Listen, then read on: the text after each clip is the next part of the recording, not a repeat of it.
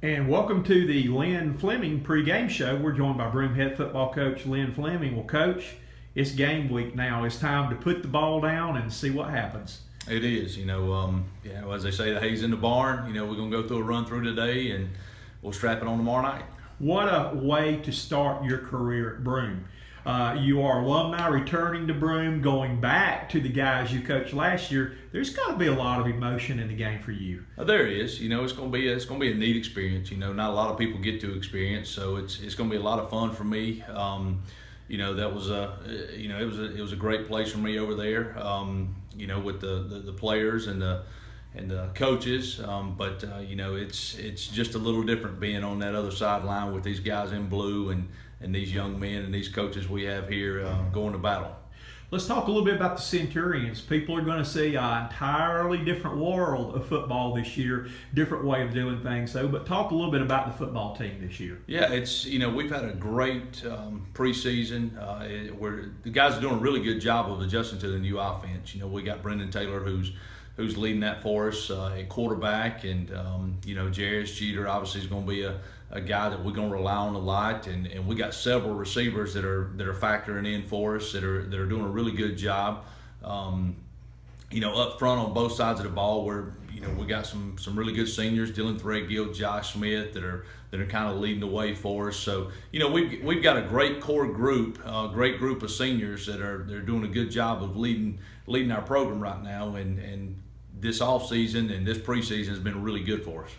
Let's talk a little bit, too, about special teams. That last year, Broome had a weapon who, you never knew what was going on with Garcia, I believe, with his kickoffs, the pooch kick, and stuff like that. Though, how's your kicking game? I know that was a big shoes to refill since last year, but how's your kicking game going to be this year? Yeah, it's coming together. We have a young man, Owen Wilson, who, he's a soccer player, and he's a cross-country guy for us, and he's also going to handle our kicking for us this year. He's come out and he's worked really hard this summer, and he's worked with a couple coaches that have really helped him, and he's doing some really good things for us right now. Going from a running team to a passing team, were the kids excited about that? Because I know last year those were some quick games, and not a whole lot of people got to touch the ball, though, but I'm sure every kid loves to have the ball thrown to him now, so... I think they were very excited up until the point we started practicing. I think it's exciting to run a spread offense, and it's exciting to have the opportunity for a lot of guys to touch the football. But at the end of the day, it is still football. And we're very try to go as fast as we can, high tempo offense, and that's the way we practice. So at the end of the day, the guys are still filling out. The bottom line is blocking, tackling, holding on to the football, catching the football. So it's still fundamental football. Week 0, are you a fan of Week 0 games, or would you like to have another week to prepare? Personally, I like the Week 0 games, and I'll tell you why, because you guys are tired of beating on each other. We get to do so much during the summer now with the 7-on-7s and the practicing, the things we get to do. It's now it's just we get a couple scrimmages in. I mean, you guys are ready to play. It's a little bit different this year with installation because it's a new system, but for the most part, guys are ready to play. They're ready to hit somebody different. They're ready for Friday Night Lights, and the coaches in the community are as well. What's it like, being on both sides of the ball now, but you play a big rival in your season's opener? What's the feeling with that? It's great. Everybody's excited about this first week, and especially with all the circumstances that are going on with it. But it's really about, they made a lot about me. It's really about these young men, these guys going out here that have worked so hard and prepared to play this week. So again, we're just excited to get out there and strap it on. Well, let's talk a little bit about Chesnee. This is kind of an interesting situation in that both coaches, the last game they coached was at the previous school they're playing. So no, Coach Owens, his last game was at Broome. So this is kind of interesting. But let's talk a little bit about, you probably got best advantage of anybody for an opening game, knowing the personnel on the other side of the ball. What does Chesnee have this year? I know they're going to be doing things a little bit different, but talk a little bit about some players that we probably need to watch for Chesnee too. Well, they're going to be experienced coming back. Up front they got a few guys.